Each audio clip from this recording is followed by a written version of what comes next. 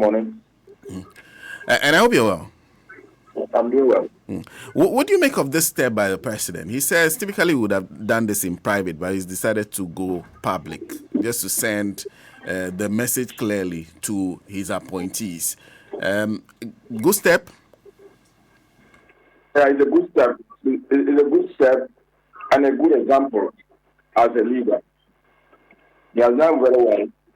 This will compel all his appointees to follow suit, especially with the warning he has also issued that they must declare by a certain date. The only problem I have with this asset declaration regime is that Parliament decided to water down the constitutional requirement that says you declare upon assumption of office.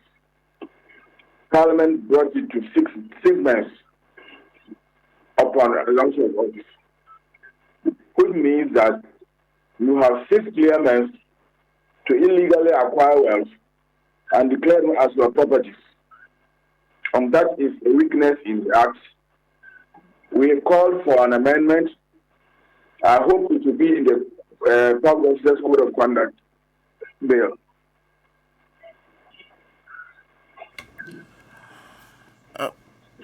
Okay, so first let me start with what you call a good step, and I'll come to the current arrangement in place as you talked about. But you said it's a good step. The fact that he's asked his appointees to do that within 7 days is a good one. What should he do to ensure that is done?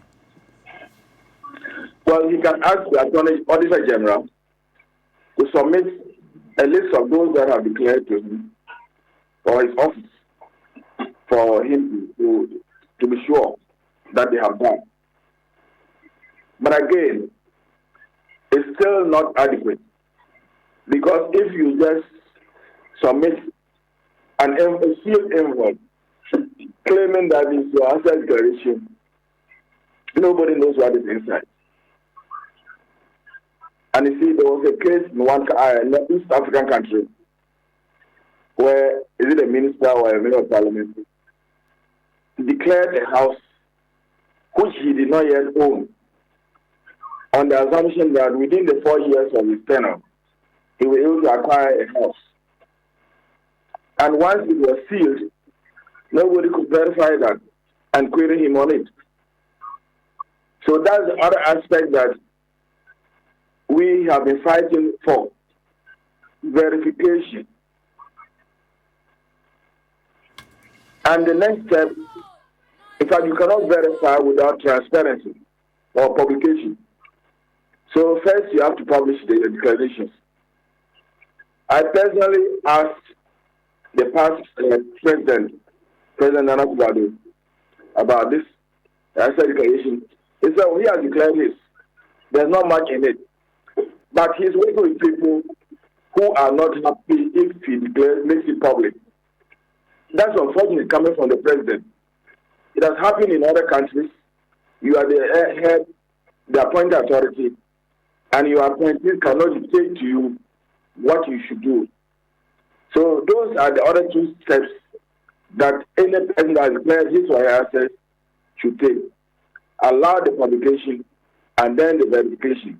I know in some African countries, they have set up a desk within the Auditor General's office to verify these asset declarations.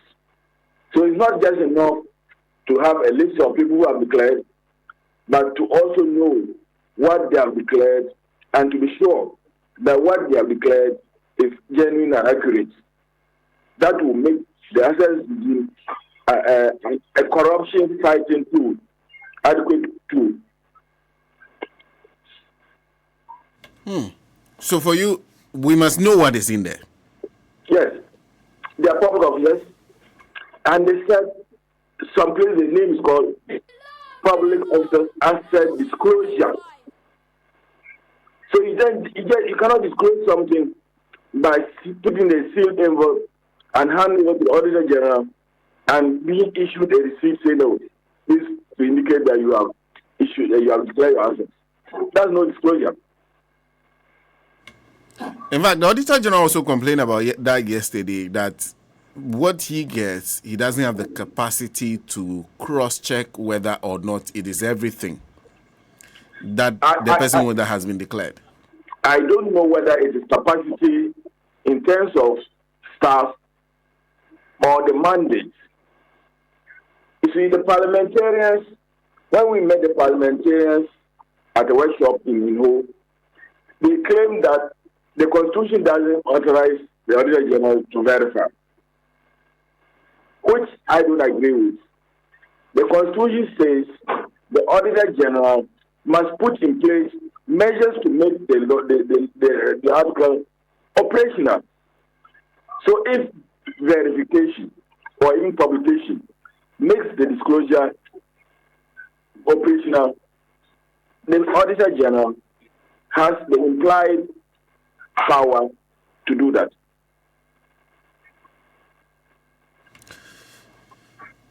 In fact, I'm just looking at 2861. It says the person who holds public office mentioned in clause 5 of this article shall submit to the Auditor General a written declaration of all property assets owned by or liabilities owned by him, whether directly or indirectly. And I realize that it also says, B says, not only at the beginning of his tenure, but also at the end of every 4 years, and also at the end of his term of office. So the declaration is supposed to be done at the beginning and also at the end? Yes, please. So we know what you had upon coming into office and what you had upon leaving. And so, if people claim or allege that you have acquired assets illegally, they will call for your answer declaration. That's their permission for track. Look at it, compare what you had at the beginning and what you have at the end. If there is some wealth that was acquired in the 4 years, which you cannot adequately justify as maybe from gifts, from inheritance, or any legal incomes, then it's assumed that you acquired it illegally or corruptly. And then, of course, the sanctions will apply. Well, despite the lack of publication, it is a fact that you are compelled to declare at the beginning and at the end not good enough, because that can form the basis or the grounds for any investigation into any allegations of impropriety. Go back to what you had, what you've acquired, and perhaps what is unaccounted for can be used against you. I have said that what you have at the beginning, what you have at the end, is only known by you. Nobody has opened the envelope. What's the guarantee that what you have put in there on the 2 occasions are adequate or accurate? And I gave the example where an appointee carried the house to his access because he knew that when he comes to the office, he will acquire money corruptly and acquire a house. How do you do it? You can't.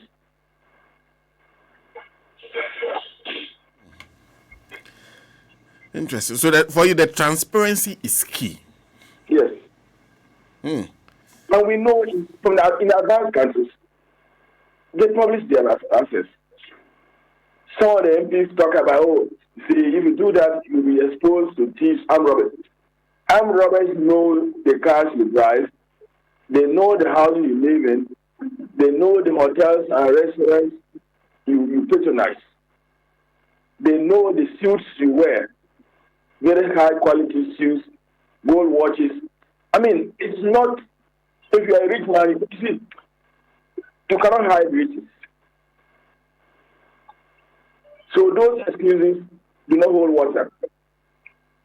Another thing that we had a problem with the parliamentarians, they said that their spouses and children below 18 are not public officers, so they cannot be made to declare their assets cannot include them.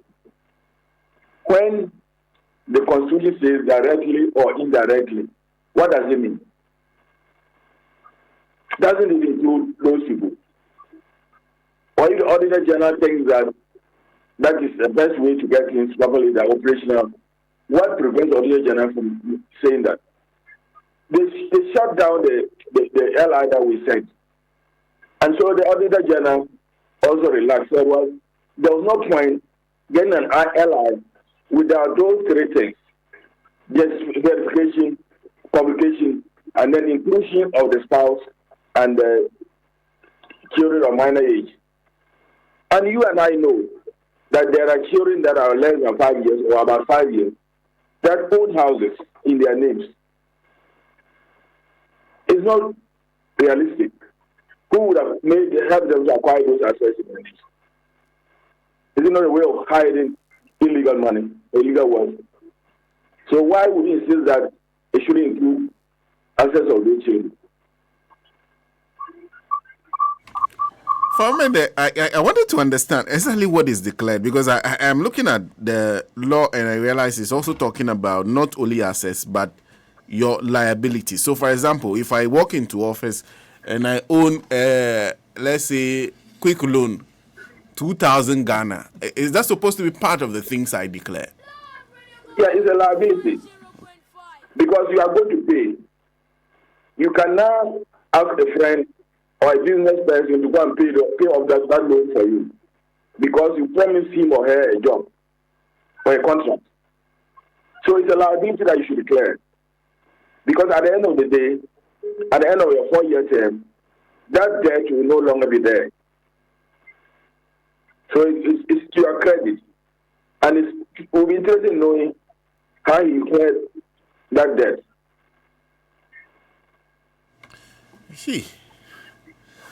Well, so to you, what would you like? It seems you are happy with the fact that he's taking this step of doing it publicly and also demanding it of all his appointees. But it seems you want more from this president. Exactly what would you like him to leave as a legacy when it comes to asset declaration? Oh, to publish his assets.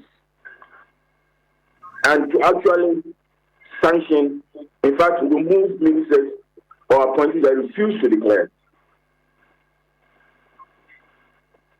But maybe we have to hit it slowly. These two are already enough for now, until we get the law, the law passed for the verification and the publication of the verification. As the Auditor General says that it doesn't have the capacity, maybe office space, maybe staff, and all that, to do critical verification of the assets. That one, it can be a slow process. But at least for the top people, the president, his vice, and the cabinet ministers, they should be the target group first. And then for him to send the LI back to Parliament for consideration. There's already an LI on the Asset Declaration Act.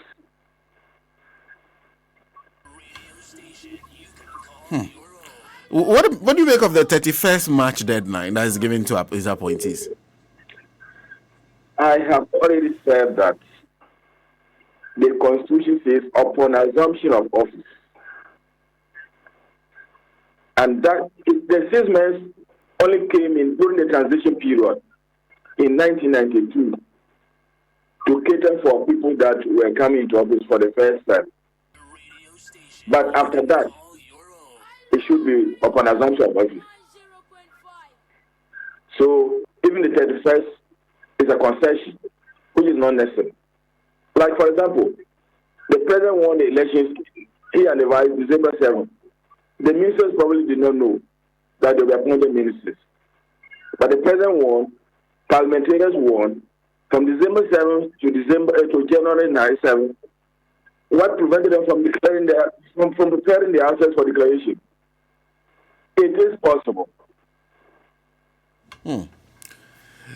And okay, since I have you on the line, let me take your views on this matter of the Special Prosecutor's declaration of Ken Ofori-Atta as wanted. He declared him as wanted. In fact, even issued flyers, among others, that's currently still circulating on social media.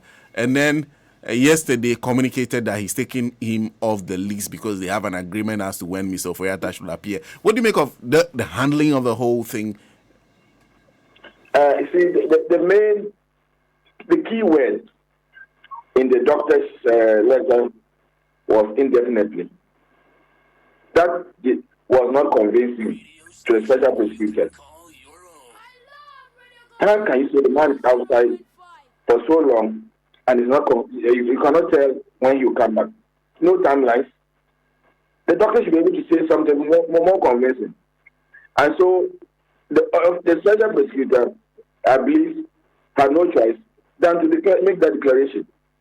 Now that he has made that declaration, they have now been compelled to provide a timeline for the man's return. And once the timeline has been provided, then the special prosecutor is satisfied. So I think these actions are in order. So you don't agree with those who feel that his actions were defamatory, unnecessarily harsh for Mr. Ofori-Atta? He provided the rationale for his decision. And he made efforts to get him and could not get him. So I don't think that there was something wrong with what he did. And if there was something wrong, he has reversed it, right? He's now convinced. The information given is now more convincing. But of course, by 31st May, the doctor can write a letter again and say, oh, unfortunately, his condition is such that he cannot return now. He needs another 3 months. And eventually be dragging the matter on and on. Yeah. Thank you. Thank you, Mr. Azeem, for speaking to us this morning. You're welcome. Yeah. Have a good day. You too. In fact, he holds a position that great step by the president, making it public for the first time and issuing a clear directive to his appointees, but I must apply sanctions for people who breach the deadline, and secondly, for those who fail to do so. The president is already clear in his mind that if you're not able to do it by 31st March, consider yourself out of his government. And I don't know how they will account for everyone who assets to be declared. How do we know whether truly or not those assets have been declared? Are they all supposed to make it public? Those are questions that we'll be asking. But in the meantime, I kept telling you that if you're a lover of Samsung, you love Samsung products, the quality they offer. If you had money, you buy it. But your money no dey reach, so you no buy some. You have been, those of you gather money small. Your target is some television or something that you've always wanted to buy. The best time to buy a Samsung product is now. Yes, now. Yes, now. Yes, 30% off all Samsung products. Let's walk into any Compute Ghana showroom. 30% off. They'll give a 30% discount of all the products you see. Compute Ghana. So from Samsung mobile phones, televisions, to air conditioners, to fridges, to chest freezers, to home theaters, to microwaves, to washing machines, gas cookers. What do you want? Walk into Compute Ghana today and get that discount, 30% off. Call 0302 752020 or 0243 143 143. Alternatively, shop online, ComputeGhana.com. ComputeGhana.com. You still get the 30% discount. Let's go and speak to somebody who understands this better than many of us, because he's been in that office. I was